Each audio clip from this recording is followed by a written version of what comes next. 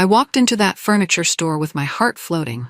I'd finally bought my own little house, no more cramped rentals or hand-me-down apartments. As I wandered through the showroom, I felt this sudden rush. My long hours, my missed weekends, my never-ending hustle, everything led me here. I tested cushions, ran my hand along soft fabric, and pictured myself curled up with a mug of tea. I found the perfect sectional, gray with a cozy throw blanket. My grin stretched wide as I walked to the cashier. I handed over my bank card, confident in my savings. After all, I'd worked a decade for this moment. The cashier swiped once, then again. My stomach tightened. She cleared her throat and said, "It's declined." My cheeks went hot. "That's impossible," I whispered. I tried to laugh it off, certain it was some glitch. The manager came over, glanced at the register, and apologized like it was my fault. My mind spun. My entire body buzzed with embarrassment. I left without the couch. I told myself it was a technical error, but I couldn't ignore the strange weight in my chest. Something felt off, way off, and I needed to find out why. The next morning I marched straight to my bank, eyes burning from lack of sleep. My stomach was twisted in knots. I almost expected them to say, "Oh, it's fixed now. Here's your new card." But the banker's face went pale the second he pulled up my account. He clicked a few times, swallowed, and finally said, "Miss Monroe, your balance is 0. My heart hammered so loud I was sure he could hear it. "No," I blurted, leaning over the counter. "That's not right. I had over $80,000. Check again." My voice shook. I felt a headache drum behind my eyes. He showed me the transactions. Every cent of my savings, gone. 82,000 to be exact. My mind screamed. I stared at the list of withdrawals, trying to make sense of the dates and amounts.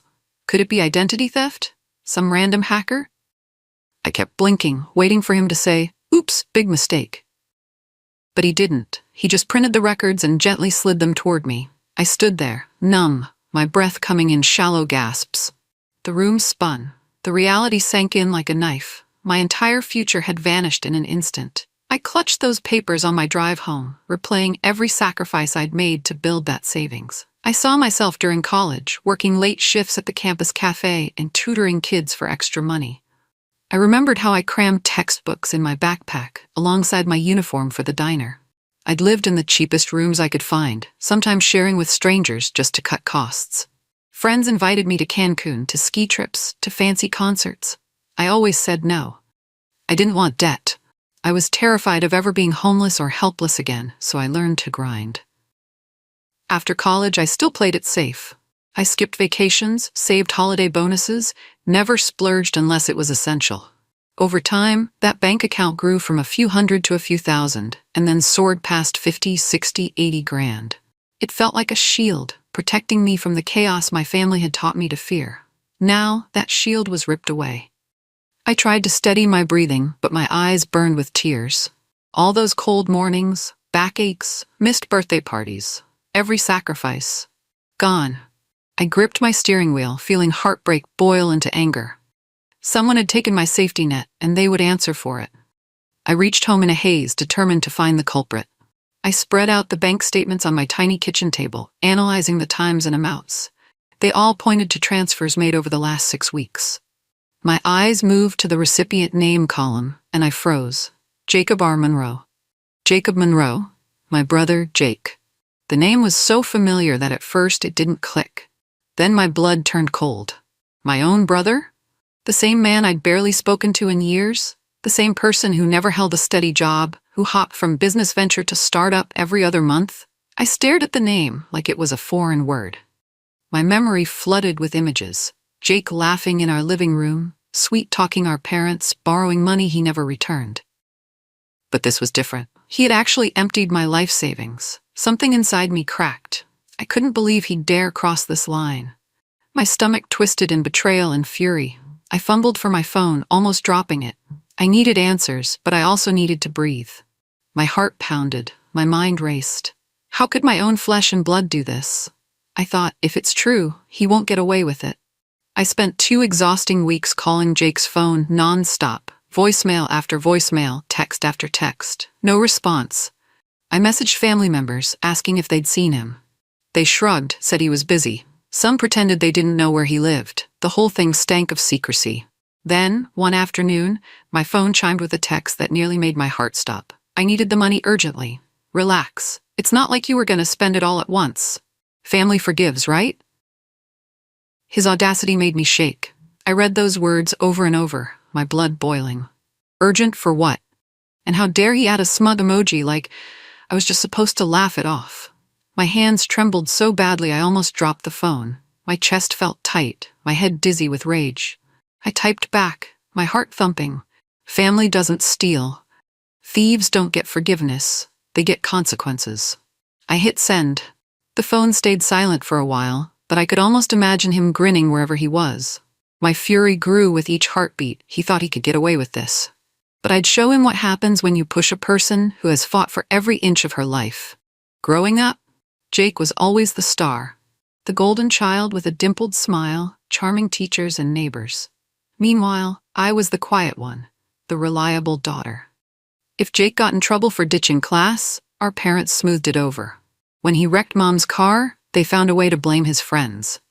Money for me was tight. Money for him magically appeared. I can still hear my dad boasting, Jake's just figuring himself out, while I was told to take extra shifts and stay out of trouble. Jake's mistakes were forgiven instantly, but my smallest mishaps were pinned on me for weeks. As kids, I resented him for getting away with everything, and I hated myself for never speaking up.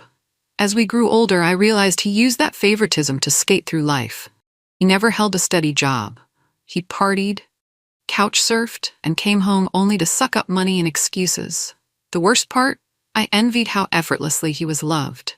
Now, all that old anger churned inside me. I'd saved my money out of fear and self-reliance. He'd swiped it without a hint of remorse. My brother, the golden child, had found a new, horrible way to confirm what I always suspected. I couldn't trust him. Shaking, I called my parents. I half expected them to be furious on my behalf. But when I finally blurted out, Jake stole my life savings, their response crushed me. Dad sighed heavily. Jake's going through a lot right now, he murmured, as though that excused everything. Mom chimed in, You're strong, Mina. You always land on your feet. Don't make this a bigger deal than it has to be. I gripped the phone so hard my knuckles went white. Make it a bigger deal? My life savings was gone, and they wanted me to let it slide? It felt like I was screaming into a void.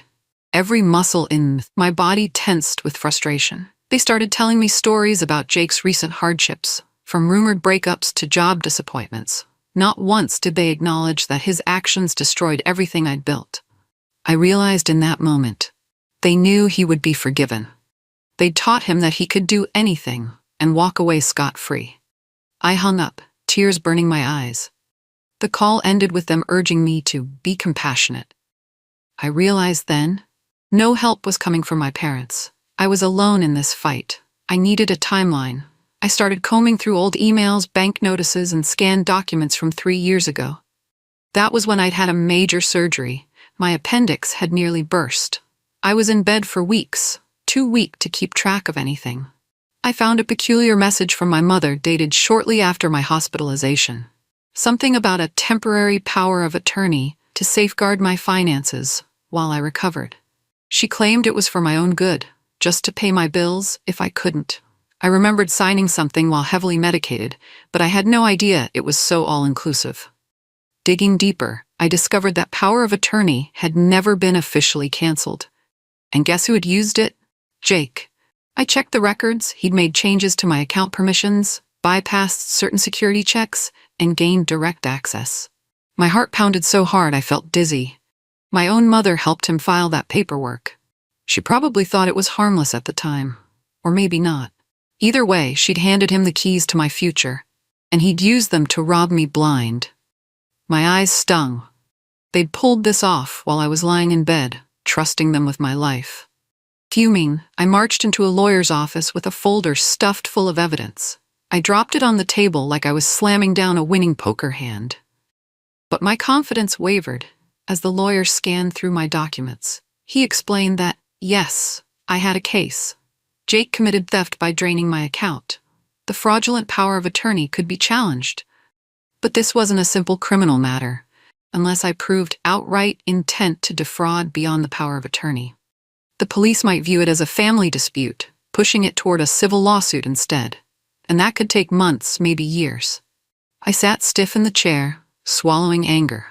So what? Jake just got to stroll off with my money? The lawyer tried to reassure me. I could sue for damages. I could even escalate it if more evidence arose. But money already spent might be hard to recover. I left the office feeling heavier than when I arrived. My hopes of a swift, clean victory evaporated. Instead, I faced the uphill climb of legal fees, drawn-out trials, and uncertain outcomes. I thought about Jake laughing somewhere, blowing my money. A new wave of determination filled me. I'd fight, no matter how long it took. A month later, I got the call that felt like a punch to the gut. My bank informed me my mortgage payment had bounced. Insufficient funds, they said politely, as if those two words didn't threaten my entire home.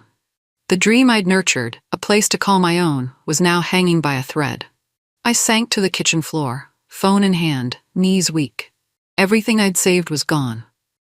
I'd counted on that cushion to cover my mortgage while I got settled. Now it was zero. The bank gave me a grace period, but I still needed to find money fast.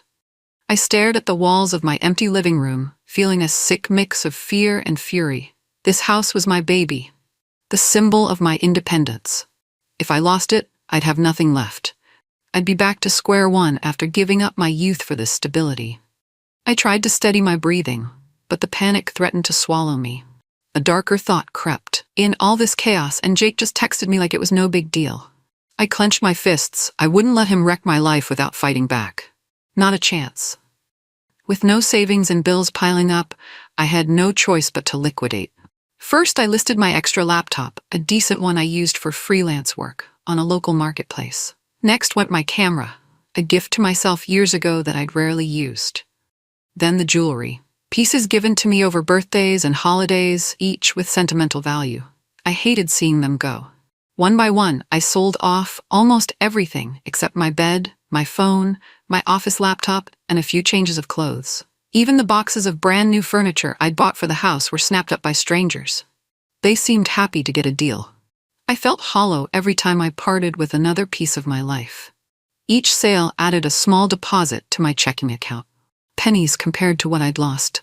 But it was the only way to keep the mortgage afloat. I'd done this once before, in my early 20s, when I had nothing. The difference was, back then, it was my choice to live lean. Now it felt forced and humiliating. Still, I swallowed the pain. This was survival mode. Jake's theft wouldn't break me. I'd fight until I had nothing left. I found Jake's new address after a few weeks of internet digging and quiet inquiries. It wasn't hard to locate once I heard whispers of him bragging about moving up. Anger propelled me to his front door, a slick modern condo in a shiny complex, a place I could never afford without draining my entire savings. Oh wait, that's exactly what he did. I rang the bell, my heart pounding. A tall, stylish woman opened the door, eyeing me with mild curiosity. Yes? Is Jake here?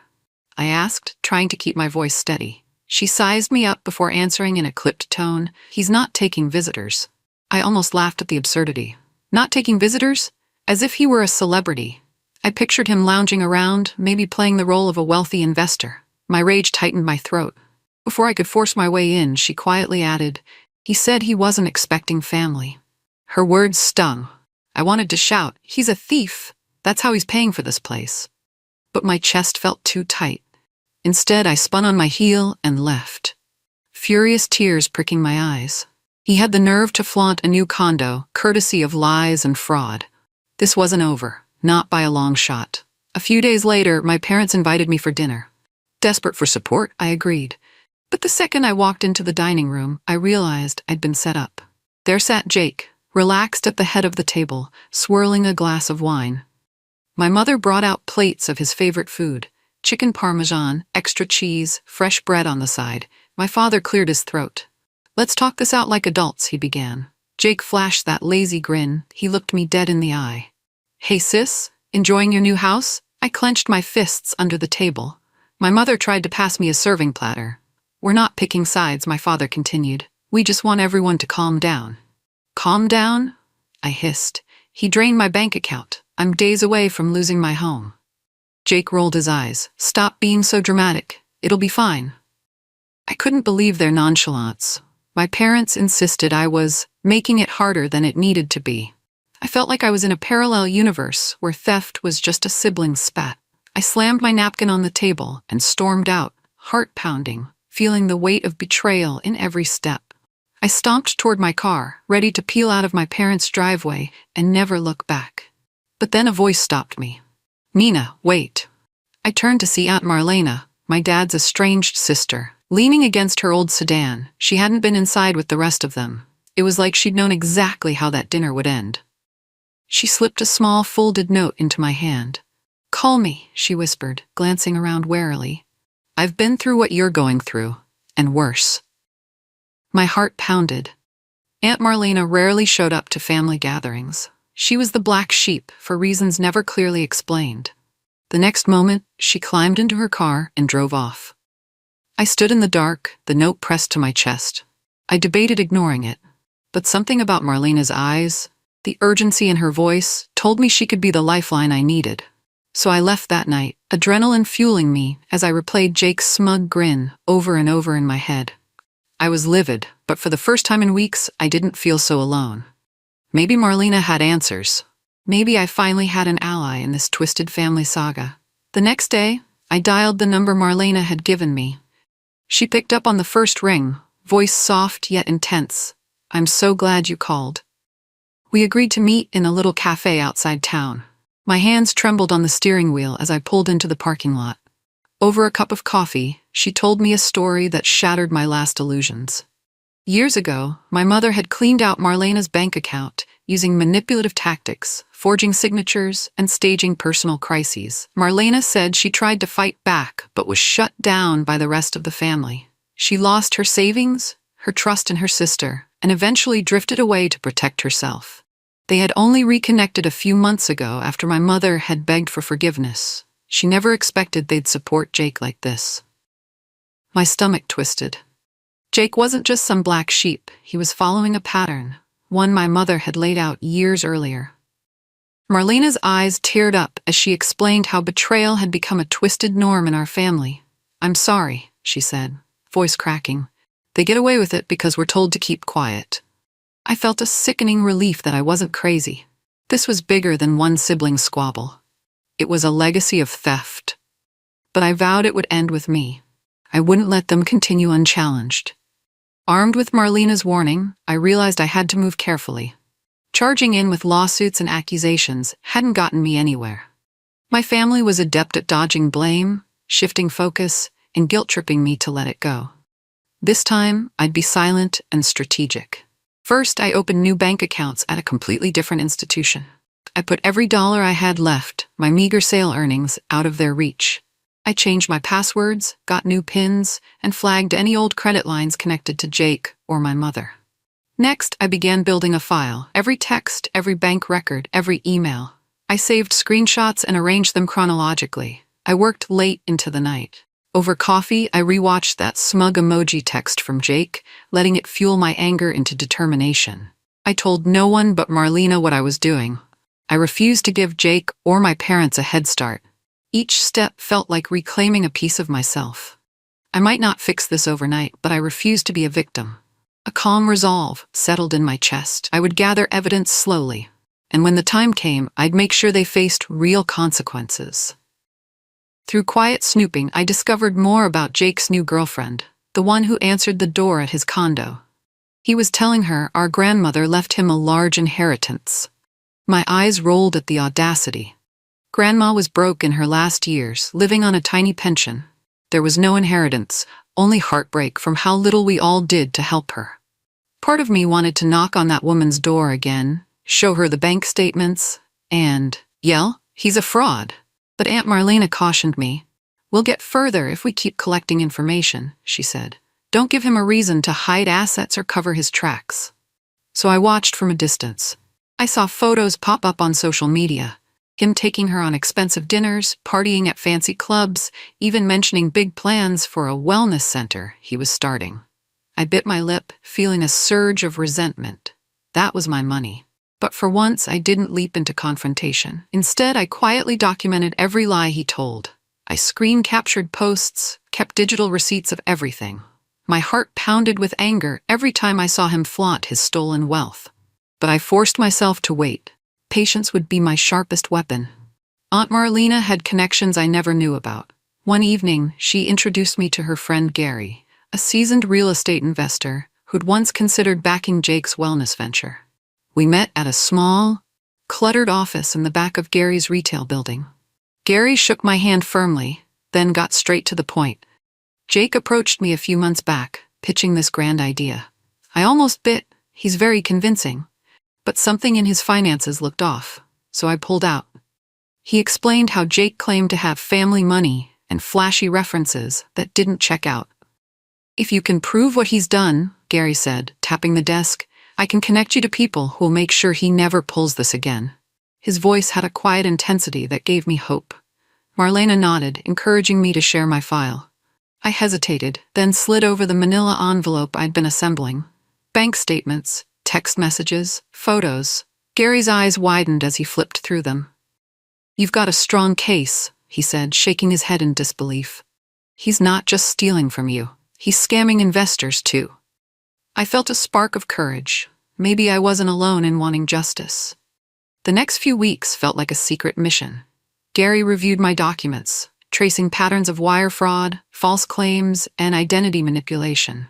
Marlena dug up old family records, highlighting how the fraudulent power of attorney was never revoked. I compiled statements from old neighbors and contacts who'd been swindled by Jake. It was shocking how many people came forward once they realized someone was willing to take action. A couple who'd been sold on a bogus vacation rental investment shared receipts. Another former friend revealed a shady e-commerce scheme. The evidence piled up like a house of cards, each piece threatening to topple Jake's empire. I fought the urge to confront him face to face. My anger burned inside me, but I channeled it into building the strongest possible case. Every time I felt impatience creeping in, I remembered the humiliating day my bank card declined when I tried to buy a couch. I thought of nearly losing my house. The plan was simple: gather everything, then bring it to the authorities. We aimed to show a clear pattern of deceit and fraud, not just petty family drama. If we succeeded, Jake would be forced to answer to the law, once and for all. I first sensed a shift when Jake posted a cryptic message online. Life's been rough, betrayal everywhere. Some people can't stand success. It was classic Jake, vague, attention-seeking, and blaming others. But something changed soon after. His girlfriend deleted their couple photos. Rumors surfaced that she'd left him for someone else. I heard whispers of a potential lawsuit from a partner in his wellness center. Then he texted me, out of nowhere. "Sis, I just need a little help getting back on my feet. Let's talk?" My hands clenched the phone. I pictured him pacing in his fancy condo, maybe less fancy by now, trying to find a new bank account to drain. This time, I didn't reply. I let the message sit, unread in my notifications. I thought of all the nights I cried over losing my savings, all the embarrassment of pawning my belongings, the heartbreak of realizing my own parents wouldn't defend me. No, he didn't get to reel me in again. I was done offering lifelines to someone who set fire to every bridge. His world was collapsing, and I felt a simmering satisfaction. Finally, Jake's lies were catching up with him. After Jake's meltdown, my parents showed up at my doorstep, unannounced. It was late, and I was exhausted from another day of sorting evidence. My mother's eyes were red, and my father looked older than I remembered. They stepped inside like they were still welcome. "We heard you're taking legal action," Dad said quietly. "Do you realize Jake could go to jail?" My mother's voice trembled. "Family sticks together, Nina. We handle things in private. You're blowing this up." All I felt was a hollow ache. "He stole my entire life savings, then turned around and conned other people," I said, forcing my voice to remain steady. "What did you expect me to do? Just shrug?" Mom's gaze flickered with desperation. She reached out to touch my arm. "He's our son," she whispered. "You're our daughter. This will ruin us."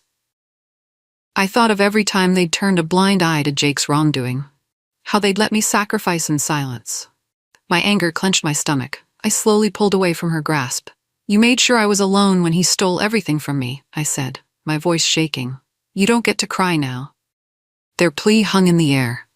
I ushered them to the door, ignoring my mother's sobs. Enough was enough. The day finally came. We presented our evidence to the police and filed suit in civil and criminal court, backed by the testimonies of Gary, Aunt Marlena, and multiple victims. Jake showed up to court looking pale and thinner, his once confident air replaced by quiet panic. I sat on the witness stand, my heart pounding. I felt the weight of years of betrayal on my shoulders. Yet I forced myself to speak calmly. I described the carefully planned theft of my savings, the forged power of attorney, the countless lies. My hands shook a little, but I held on. Jake avoided my eyes. His lawyer tried to paint him as a misunderstood entrepreneur. But our evidence was unshakable. Fraudulent documents, bank transfers, even screenshots of Jake bragging about scamming others. The judge's stern gaze told me we were being heard. When I finished my testimony, a hushed silence filled the room. No tears spilled from my eyes. I felt oddly numb, like I was finally releasing a burden. Jake's face stayed impassive, but I knew he felt the noose tightening. Walking away from the stand, I realized that, no matter what the verdict, I'd regain something priceless. My voice. The tension in the courtroom was suffocating. Jake sat, shoulders sagging, as the judge read the decision. Guilty of multiple counts of wire fraud, identity theft, and financial impersonation. A stunned murmur rippled through the seats behind us. Jake's face drained of color. The civil case declared him liable for the $82,000 he stole from me, plus damages and fees, a total of $102,000. The criminal charges covered the other victims he had defrauded, totaling over $2.5 million. The judge handed down an 8-year prison sentence. Assets linked to his schemes would be seized to repay what he stole. I glanced at my parents, who sat in the back, looking shell-shocked. I saw no sympathy in their eyes, only anger directed at me, as if I'd betrayed them by seeking justice. They left without saying a word. I stood quietly as officials led Jake away. He avoided my gaze, but I heard him mutter curses under his breath. My chest felt tight, a mixture of relief and sorrow. Despite everything, he was still my brother. But justice had to be done. The gavel had fallen, and finally there were consequences he couldn't dodge. Weeks passed. The legal storm died down, and I finally found peace in my little house. Paying off the mortgage became my focus. I threw everything I had left at it. My new freelance jobs, the damages from the lawsuit, every spare dollar. The day I wrote the final check, my hands shook with relief. That same afternoon, I went back to the furniture store. I found the same cozy sectional that started this nightmare. With cash in hand, I bought it without hesitation. The delivery guys placed it gently in my living room, and I sank into it with a slow exhale. The house felt warmer, like a dream finally realized. I lingered on bittersweet thoughts. My brother was behind bars, my parents wouldn't speak to me. A flicker of sadness crossed my mind. I'd lost what was left of my fractured family. But then I remembered everything I'd endured, how they dismissed my pain, how Jake smirked while draining my future. I closed my eyes, breathing in the new sofa's scent, letting relief wash over me. Justice had been served. I was free to build a life without constantly looking over my shoulder. This home was truly mine now. A few months later, I got a message from an unknown number, a single text that froze me in place. "I've changed. I was sick back then. I hope you can forgive me. We're still family." It was from Jake, likely sneaking a phone into prison.